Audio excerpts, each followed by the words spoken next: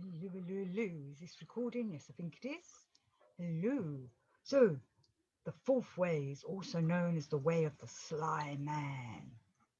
And I found that quite odd when I was first told this, because to me, sly was all about kind of naughty people, really. People were sly to get what they want. People are sly when they're doing criminal activities and such like.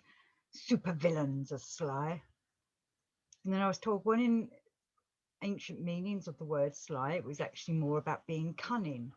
And one of my favourite words or peoples are the cunning folk of old, who were really all the what would now be regarded as the witches and the wizards that used to send healing potions and cures to people or would curse someone on your behalf.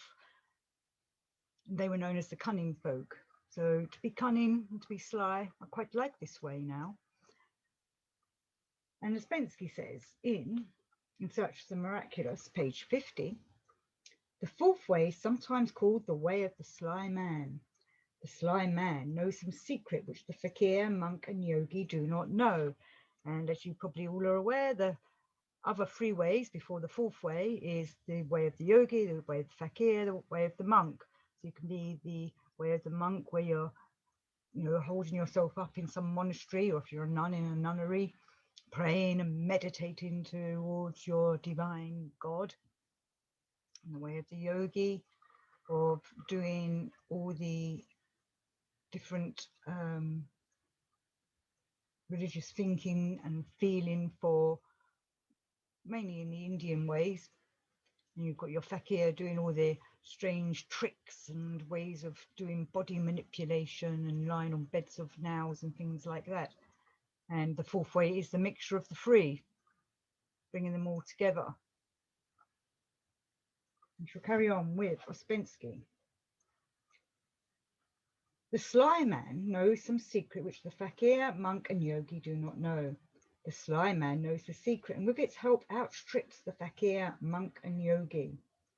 A man who follows the fourth way knows quite definitely what substances he needs for his aims, and he knows that these substances can be introduced into the organism from without if it is known how to do it. He simply prepares and swallows a little pill which contains all the substances he wants, and in this way, without loss of time, he obtains the required result. And that little pill that we're taking is the book All and Everything, and Gurdjieff's writings, and of course Ouspensky's In Search of the Miraculous and his Fourth Way book. It'd be nice to take a little pill. I'm sure many of you have seen The Matrix, red pill, blue pill. Which one are you taking? The one that will wake us up, we hope. So from Meetings with Remarkable Men, this is Gurdjieff saying about the sly man. This is quite a long quote.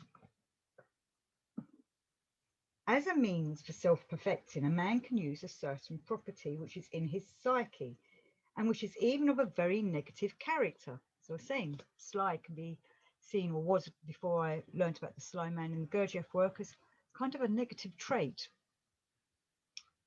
This property can serve as an aid to self-perfecting, and it exists in people in general, particularly in contemporary people, and especially in you, and is none other than that which I have many times condemned, and which people themselves consider an unworthy manifestation for a man who has reached responsible age, because as we get older, we're supposed to be more mature and more sensible, not doing sly things and acting like naughty teenagers trying to get our way.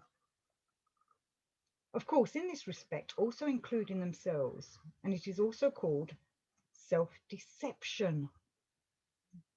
Such an, at first glance, illogicality is obtained owing to the fact that the cognizance of truths concerning the possibilities of self-perfection and the real forming in oneself of what is required for this must proceed not in the ordinary consciousness of a man, but in what is called the subconscious. And since it has become impossible for a man to take in anything at all and digest it directly with his subconscious, therefore it is necessary for him to use a special means for incalculating in his subconsciousness some reasonable indication accidentally grasped by his ordinary consciousness, and not contrary to his instinct, And this can be done only by this self-deceptive imaginativeness inherent in him. Coming back to our imaginations, using our imaginations in a constructive way. Continuing, so this is page 132 to 4. If you have understood without any doubt what you must do and how, and fully hope at some time to attain this, you must at the beginning often imagine, but imagine only that this is already present in you. Fake it till you make it. This is necessary chiefly in order that the consciousness forming in oneself during an active state should continue also during a passive state. So it's like we're programming our bodies and our minds and our emotions to act that way, and hopefully they will continue when we're not thinking about it. I'm trying to be the Sly Man constantly. If the ordinary man will, with conscious striving for the formation in himself of the genuine data which should be in the common presence of a real man, correctly and frequently pronounce these same and for him as yet empty words, I am, and will imagine that this same reverberation proceeds in him, he may therefore ultimately, through frequent repetition, gradually acquire in himself a, so to say, theoretical beginning for the possibility of a real practical forming in himself of these data. So it's like we're acting the Sly Man to ourselves. We're being all sly with our subconsciousness and getting the practices in there, making our, by repeating it over and over, it becomes kind of just usual for us, but in a way that then suddenly one day we'll be using it positively and with effort. So views from the real world, page 191. Even if our mind knows how important the aim is, the horse cares for nothing but its food. So sometimes we must manipulate and fool the horse. So fool the horse by, giving it a bit of food and then putting a bit more food further up ahead to edge it forwards, tempting and teasing. And continuing on views from the real world, page 222. So Gurdjieff's using the analogy of the coach and horse here, which we've discussed in other shows. So the driver should know the weak sides. Sorry, I got a problem in my throat. So the driver should know the weak sides or the characteristics of the carriage. Getting to know ourselves by watching ourselves and observing ourselves, and then being sly and sneaking in the work when we need it. The power of changing oneself lies not in the mind, but in the body and the feelings. In the mind, there is nothing to change. What must change is the horse's disposition. Desire must be in the horse and ability in the carriage. The lack of connection between body, feeling, and mind has not been recognized from childhood. There is no common language between one part and another. The only thing left us is to establish a connection in a roundabout, fraudulent way. So now we must establish the subjectivity of a man's character and find a program of work in order to make connections with the other parts. So we're using our Sly Man traits to connect everything together, because we haven't been taught to be that way. We've been taught to, think in a certain way, feel in a certain way. Sometimes we've been taught to think what we're feeling and feel what we're thinking, and we should be feeling what we're feeling and thinking what we're thinking.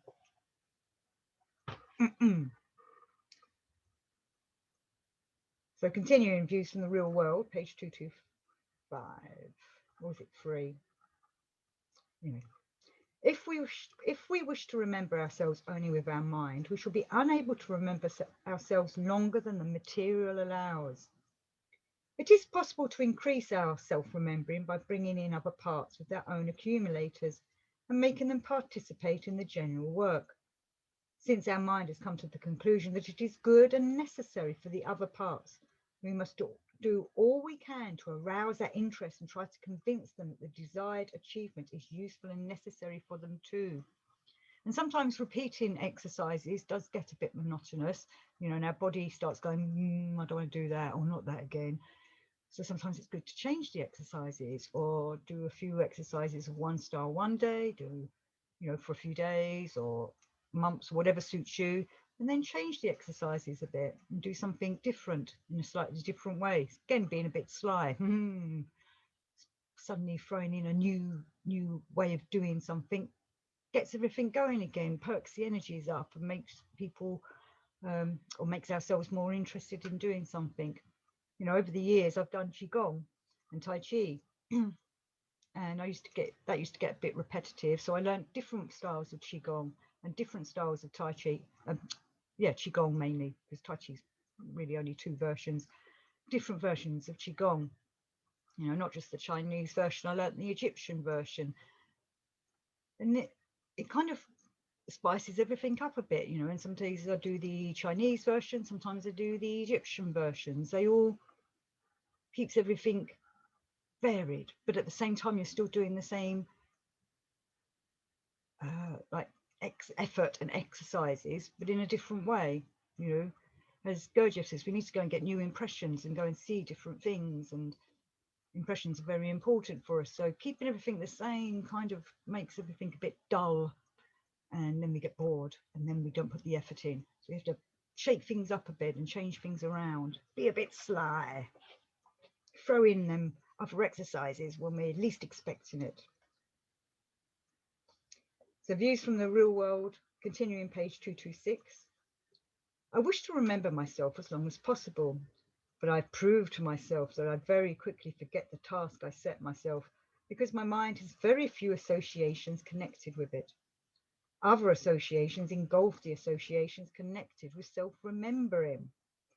Our associations take place in our formatory apparatus, owing to shocks which the formatory apparatus receives from the centres. And you know, that formatory apparatus is like driving the car, isn't it? When you learn to drive a car, at first it's, ooh, what's going to happen? Can I do this? And you're concentrating. Then within a few weeks or lessons or whatever, suddenly it's just natural. You know, you're not really thinking about it when you're doing it. And that's what starts happening with the exercises if you don't change them up, step up and do different things. And why also, actually, I have interests not just in the Gurdjieff work. I look at other esoteric works, occult works, because a lot of them, they've all got the same ancient truth, wisdom in them, but written in different ways. And okay, there's variations, but sometimes seeing things from how someone else says it. For example, I quite like Steiner's work. In the last few years, I've been really getting back into it. And he says a lot the same as what Gurdjieff says, but he says it in a different way. There are other things that might be slightly different in what they're saying, maybe in the cosmology or something, but the major truths about reconnecting with the divine and working for the divine and creating astral bodies and things like that are all more or less the same, but maybe he has different exercises, or he writes it in a way that appeals to me, that makes it more easier to understand. But you might find that with others, as you know, the Vedantas and, you know, the Buddhist texts and things like that. And I know you all are quite mixed up. I don't mean you're all mixed up, I mean you're all mixed amongst all the people that have been watching these shows. I see people come from many different traditions, so you know, that's great. It makes it varied, but at the same time you will pull out them nuggets and kernels of truths that are all the same. Sorry about that, my jelly bone winked. Let's quickly pause. Anyway, carrying on. And so here I sit. My problem is to bring my other parts to a point where my thinking centre will be able to prolong the state of self-remembering as much as possible without exhausting the energy immediately. And I find that quite interesting, not to exhaust the energy immediately. You know, we don't want to drain ourselves, and we don't want to confuse ourselves either. And we want that Sly Man knows that he's got to be gentle, but at the same time throw in them sly ways of relearning things, kind of sneaky like. And sometimes it'll come with a zap, zoom, you know, a bit like a comic book, bam, here's the answer for whatever you're stuck on. Or sometimes it just unravels in you, and suddenly all that digesting has started to make sense, and it's like suddenly something goes bing. Like my phone's probably going to it again in a minute. So views from the real world, page 229. I've not yet tried to create in myself associations of another nature as well. Associations which are not only those of the thinking centre. I find that by sensations, I do not remember myself, which is kind of strange, isn't it? Because he's telling us we need to be aware of all these sensations within us. But sometimes they distract us from it. We don't want distractions. We want to concentrate.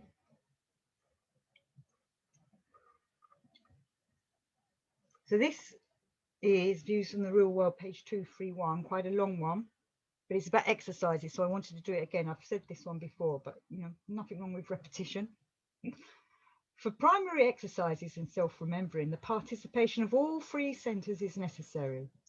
At the beginning, all three need to be evoked artificially. In my thoughts, I already have a certain number of associations for self-remembering. Therefore, I shall chiefly concern myself with the other parts and shall devote all my time to them. The simplest, most accessible sensation for the beginning can be got through uncomfortable postures. First, I. Second, wish. Third, to remember. Fourth, myself. I wish to remember myself. I must not say I mechanically as a word, but I must note in myself its resonance. In saying I, you must listen carefully to the inner sensation and watch so as never once to say the word I automatically. Wish, sense with your whole body. To remember, every man, when he remembers, has a barely perceptible process in the middle of his chest.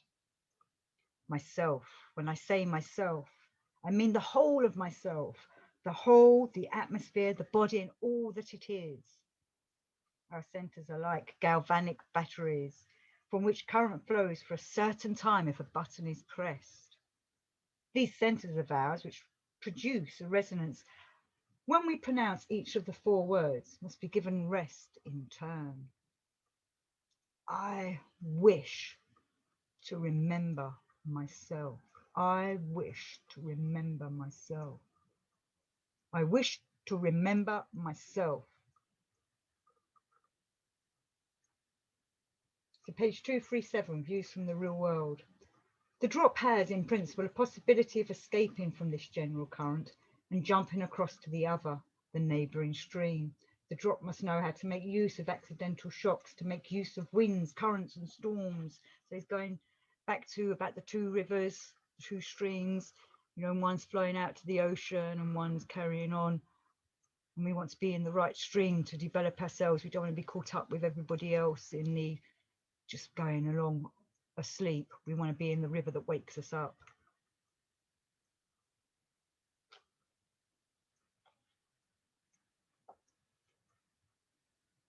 Right, okay, I've got one more, In Search of the Miraculous. What then is a man to do when he begins to realise that he has not enough energy to attain the aims that he has set before himself? The answer to this is that every normal man has quite enough energy to begin work on himself. It is only necessary to learn how to save the greater part of the energy we possess for useful work instead of wasting it unproductively. And this is what Sly Man's trying to do, to make us use it productively and to use it in our work and what we need to do. And now I had a story, and this story is from C.S. Knott. An old story told in the Moscow groups in 1916. In fact, I'm wrong. It's not from C.S. Knott. I'm so sorry. It's from Ouspensky's Record of Meetings. Let me start again. Ouspensky. An old story told in the Moscow groups in 1916 about the origin of the system and the origin of the work, and about what self-remembering is. It happened in an unknown country and at an unknown date that a sly man was walking by a cafe and met a devil. And the devil was in a very poor state, hungry and thirsty. And the sly man took the devil into the cafe and asked him why he was in such a poor state. The devil said that there was no business. He used to buy souls and burn them to charcoal, because when people died, they had fat souls that he could take to hell, and the devils were all very pleased. But now all the fires were out in hell, because when people died, there were no souls. So the sly man said that perhaps they could do some business.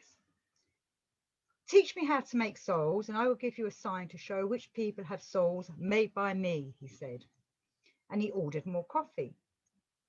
The devil said he should teach them to remember themselves, not to identify, and so on. And after a time, they would grow souls. So the Sly Man began to work, and he organized groups and taught people to remember themselves. And some of them began to work seriously and tried not to identify and things like that. And then they died. And for a long time, it went like that. That when they died and came to the gate of paradise, St. Peter was there with the keys on one side, and the devil was on the other side. And when St. Peter was ready to open the gate, the devil said, "Can I ask just one question? Did you remember yourselves?" And they said, "Yes, certainly." And then the devil said, "Excuse me, that is mine." This went on for a long time in this way, until somehow they managed to communicate to the earth what was happening at the gate of paradise. And the people came to the Sly Man and said, "What do you teach us to remember ourselves for, since when we say we have remembered ourselves, the devil takes us?" But the Sly Man said, "Did I teach you to say you remembered yourselves? I taught you not to talk." Then the people said, "But it is St. Peter and the devil." And the Sly Man said, "But have you seen these people, St. Peter and the devil, at groups? Very well, don't talk. But some people don't talk, and they manage to get into paradise. I did not only make an arrangement with the devil, I also made a plan to deceive the devil. But if people talk..." I thought that was quite funny. And I will finish with Not, which is the one I was going to finish with. So from C.S. Not, "The barrel was sealed with the seal of Hermes, the Sly Man's way. The denser the substances, the fog and gas of negative emotions, provided you know how to use them, the better the ship goes." So let's all be sly men and women together. Until next time, adios.